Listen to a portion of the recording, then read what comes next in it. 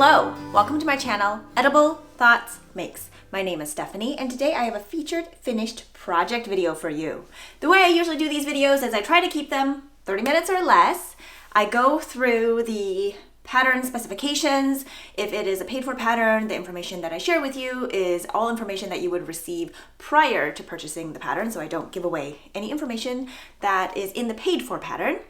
And then I go through my process and my modifications if I made any, and then at the end I go through some options of how I would style the item that I made, and oftentimes that's with a lot of other handmade items that I've made in the past. And because I make these videos shortly after I have finished the item, that way the details are fresh in my head, I'm putting together outfits and things like that and seeing them for the first time as you are seeing them here on the screen. If you are new here, I include links in the description box below this video for things that I talk about, and also I include closed captioning, so you'll click on that CC button, and if I speak faster or slower than your preferences, YouTube allows you to adjust the speed.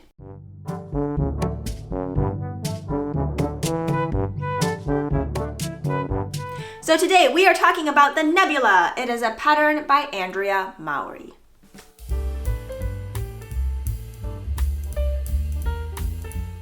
So today we are talking about the Nebula by Andrea Mowry. This pattern came out summer of 2024 and now it is April 2026. And there are over 1,000 projects on Ravelry. If you're needing some inspiration, I would definitely go check out the project pages there for different colors and styling and fit and yarn combinations. This pattern is knit bottom up. It is meant to be an oversized, comfortable drop hem top, and it is written for either no sleeves, but because of the drop shoulder situation you end up with a short sleeve or almost elbow length sleeve, and then it has a high-low hem, a very dramatic high-low hem, so not one that's just like a little bit there, but one that's pretty obvious. There are 9 sizes in this pattern. It ranges from a finished circumference of 40 inches to 78 inches, and that is the circumference at the chest, not at the body hem. I don't remember if the schematic is offered prior to purchasing the pattern, but something to note is that the hem circumference and the chest circumference are different. So depending on your body shape and size, make sure you pay attention to that, which might help you determine which size to cast on for the fit that you are looking for.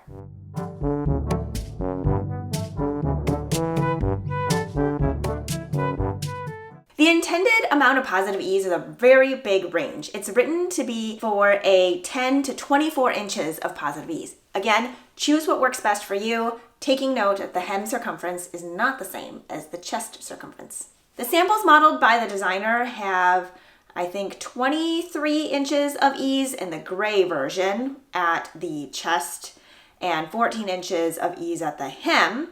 And then their marled version, which is the greeny version, that one has 18 inches of ease at the chest and 8 inches of ease at the hem. And the designer is 5 feet 5 inches. I think that's really important to note because how an item fits on one person's body can be totally different on another person, same garment, because our body proportions aren't all the same. So just something to note there. I will say that I wish the designer's images had more of the back. I don't believe when I was looking, I saw any images of what the top neckline looked like. And so that would have been helpful. The designer used a very fluffy Suri alpaca silk DK weight yarn for their gray version.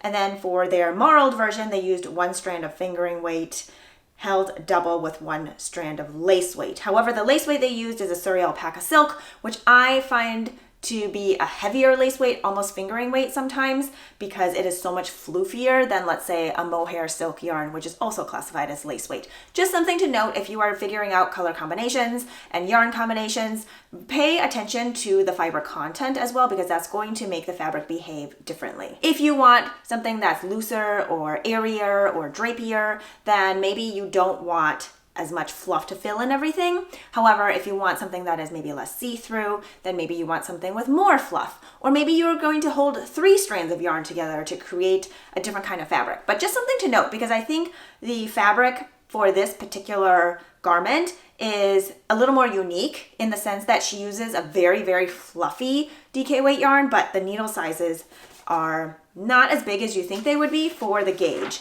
Now the gauge in the pattern is 17 stitches by 26 rows, and the main fabric is knit using a US 7 or 4.5 millimeter needle with the ribbing on a US 5 or 3.75 millimeter needle.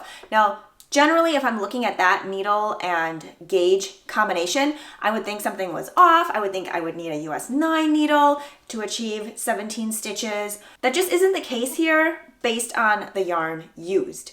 Now, I ended up using a different yarn because I tend to not use the same yarn as what's in the pattern, and I cannot wait to tell you about what I did, but that will be in my process and modification section. The designer does have a whole page with notes that tells you how to pick the best size for you and what to take into consideration, along with some video tutorial links on how to do the different techniques that are in the pattern. So I think I mentioned this is knit bottom up. There's a short row curved hem. There are beautiful shoulder details that are along this crew neck.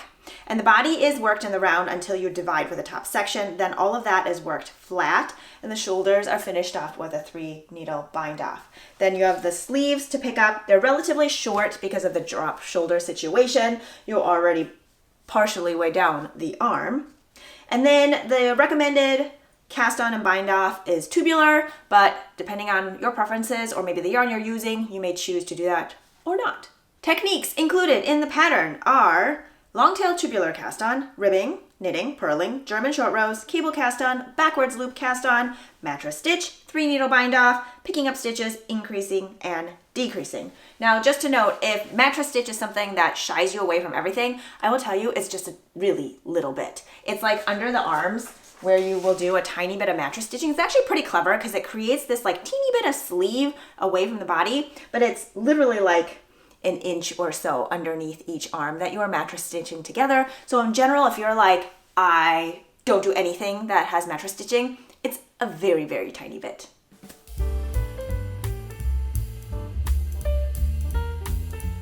I think that's everything I wanted to mention about the pattern specifications. Now we are on to my process and any modifications that I made.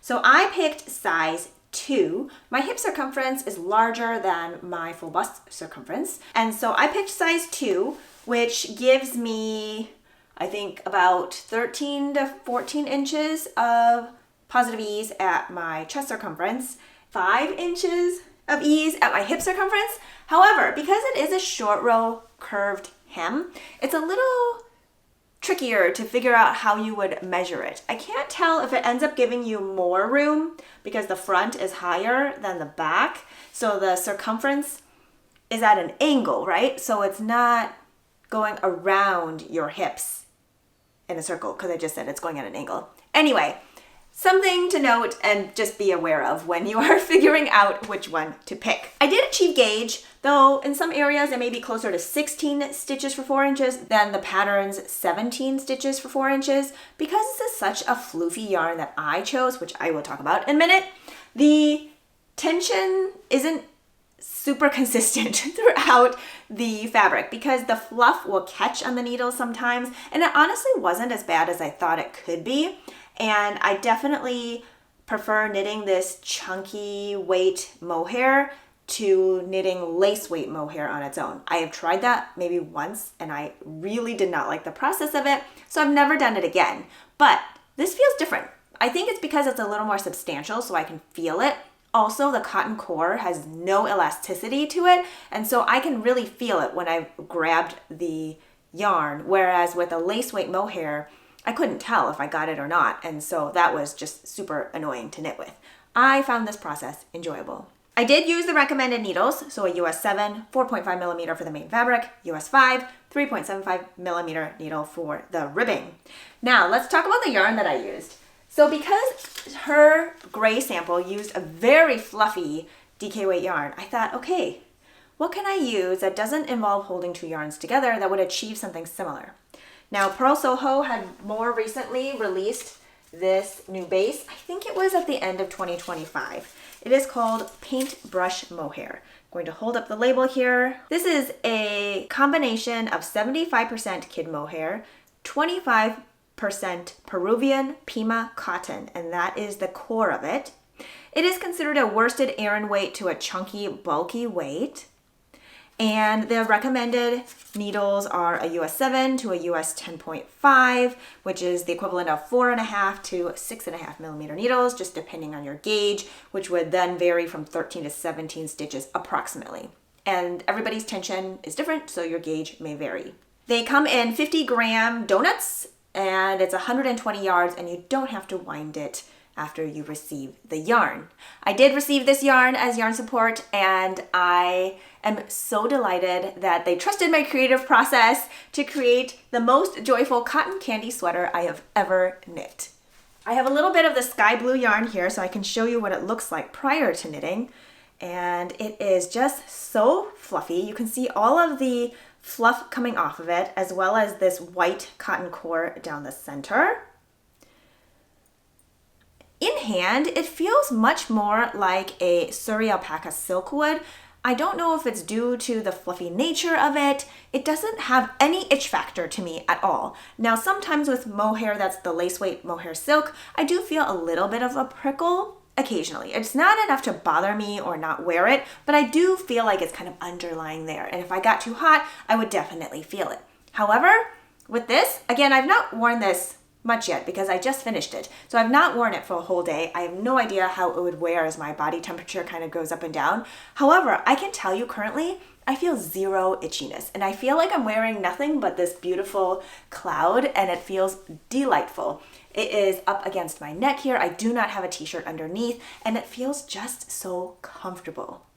I opted for the long sleeve version. The long sleeve version in the pattern is maybe bracelet length. I actually knit mine 10 rounds longer than what the numbers would be the equivalent of for the length written in the pattern. I'm not sure if that made sense. So like if the pattern says knit to 11 inches, I'm just making up a number. I don't actually remember what it is in the pattern, but if it says knit to 11 inches, then I can look at the pattern gauge, figure out how many rounds that would be the equivalent of, and then knit that many rounds. So based on that, I went 10 rounds past it because I tend to have longer arms for my bust circumference proportions on how people do standardized grading, and so I wanted it longer. I'm the same height as the designer, by the way, 5'5". So I feel like I just needed the sleeves slightly longer to hit that same look. As you can see, mine is multicolored. Hopefully I've backed up enough that you can see all of it. Otherwise, I'm going to have to go get a step stool.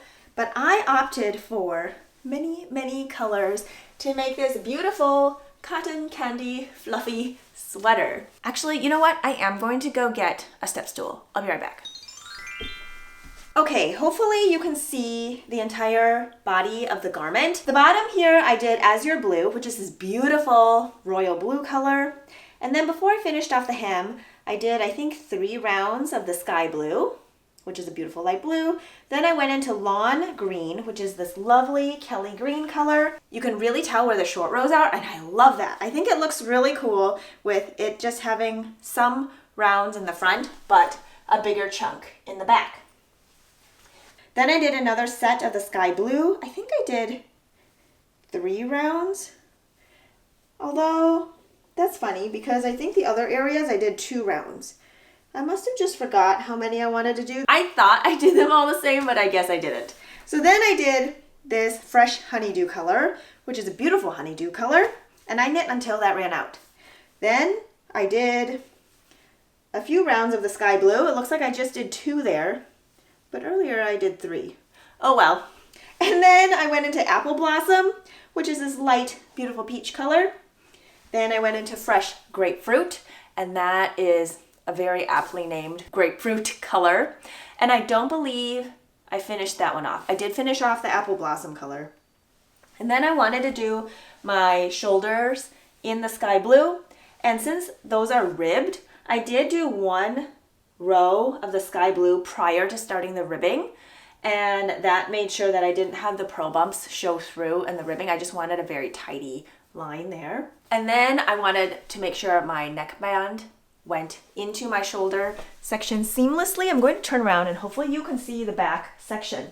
This is the part I really wanted to see on the designer's page, but there weren't any images. So I want to make sure you see it here in case you are also wondering what the back looks like. So when you pick up for the neckband, you just want to make sure that your ribbing lines up so that it is more seamless looking between the shoulders and the neckband. I opted not to do a tubular bind off because in this fuzzy yarn, I just didn't think it was worth it.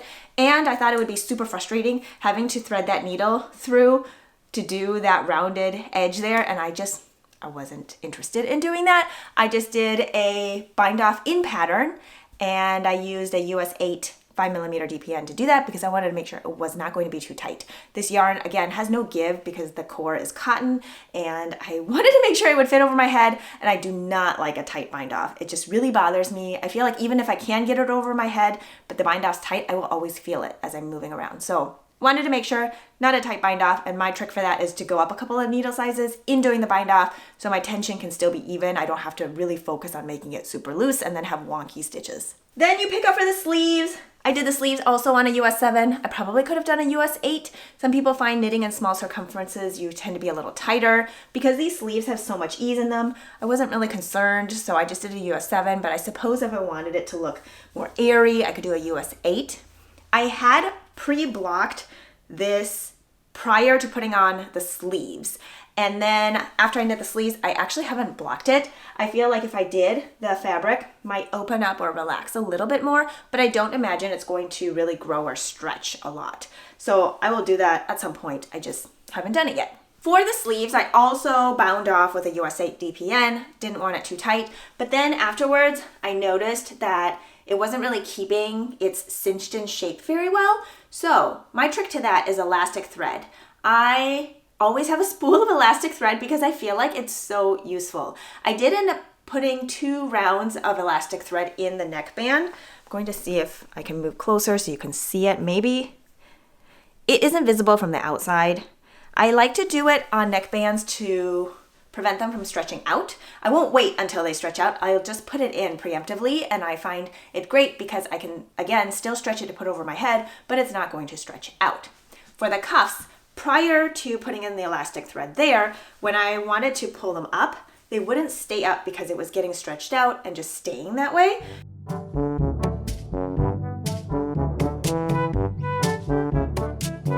So to have that little bit of a bubble prior to the cuff and make sure that it stays or retains its shape a little better, I also did 2 rounds of the elastic there. There are lots of tutorials online. Basically, you thread the elastic thread through the right needle of the stitch, and then I just kind of went around. Then when I got back to the beginning, I kind of dropped down 1 stitch and then went around again, and then double knotted the beginning and the ends together, made sure that they were the same circumferences for my cuffs, and then wove in that end down the ribbing. And so now it is still stretchy, but it's going to retain its shape and bounce back. And now I can pull them up and they will stay up. And yeah, I love how this turned out. It is so much fun and it is not heavy. The amount of yarn I ended up using in total is about 325 grams. So it comes out to be about 782 yards. I think that's everything I have to say about my process and modifications for the Nebula. Now let's try it on with some items. I've pulled out, I think 5 or 6 different items, and I'm going to turn the camera vertically so you can see the whole thing a little bit better.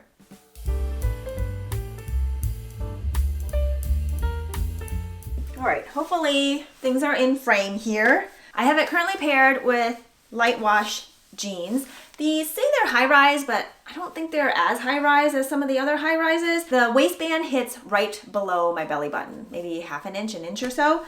And the end of the sweater, the body hem, covers the waistband of the jeans. So that works out pretty well. I mean, if I'm doing jumping jacks, then it's going to go up everywhere, but I don't tend to just do jumping jacks. So I think this could easily be worn like this and then with tennis shoes. So I like it. I'm gonna change into the next item. So I put on a pair of white jeans. I am so excited about these. I think they are the first pair of white jeans I've had potentially ever. When my kids were little, I definitely shied away from anything that was white because it would be instantly dirty as soon as I look at my kid. And so, yeah, I am really excited about these white jeans. I think it looks really nice with this cotton candy sweater. It's very springy with sandals or flats. And yeah, I really like it. I'm liking this combination. Okay, next item.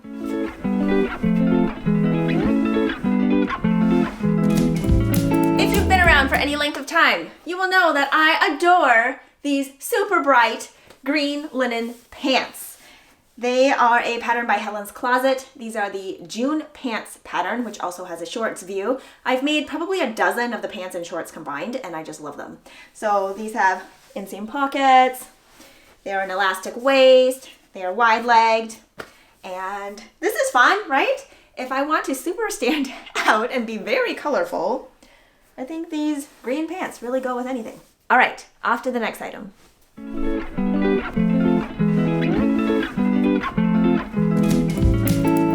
Here I have on a self-drafted, tiered, gathered linen skirt in this bright lemon lime linen. I love it. Inseam pockets. There is an elastic waistband also with a tie. I didn't follow a specific pattern for this. I've made lots of these. There are lots of patterns online, paid for or free, so you can go look for that. Just search for like a tiered gathered skirt. I think this is so much fun. Also bright, very comfortable. I feel like the colors are meant to go together, and it goes great with these earrings that I got. These are handmade. They are glass. I bought them from the Minneapolis Institute of Art. The artist, I believe, is a glass blower in Arkansas. I will put the information in the description box below this video. But I love how these beautiful, bright, lemony earrings go with my skirt and my whole outfit.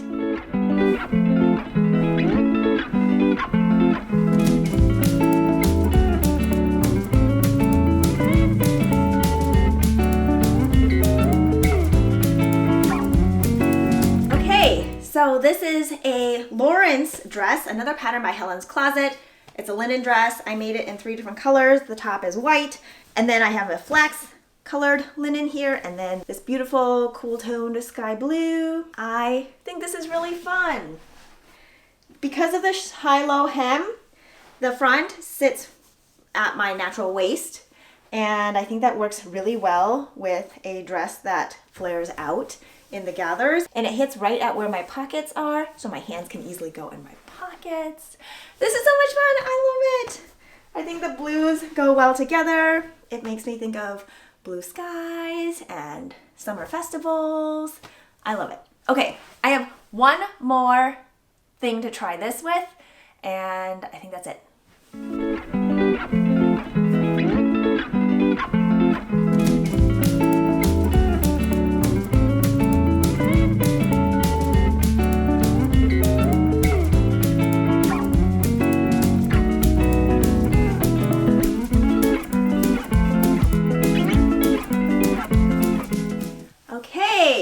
I put it on over this blue gingham linen dress.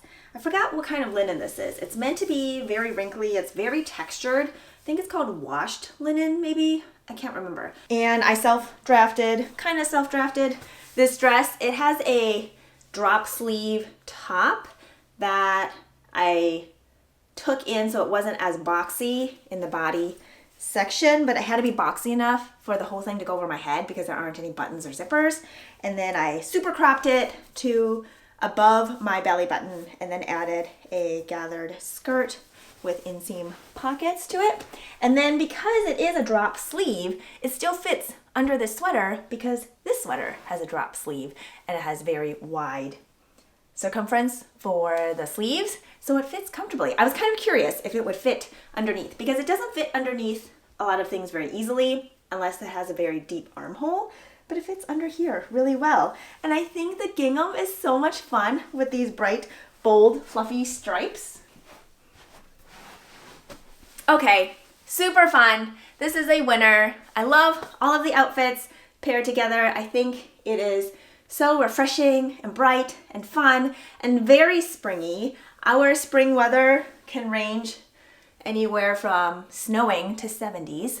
So yeah, I think this is super fun. Definitely lifts my spirits. I think the color and the feel of it just puts a smile on my face, and I hope it did for you today. I hope this video cleared up maybe any mysteries you had about the Nebula pattern and also inspired you for yarn choice, color combinations, ways you might want to make this your own, and how you might want to pair it with other items that you have or items that you might want to make.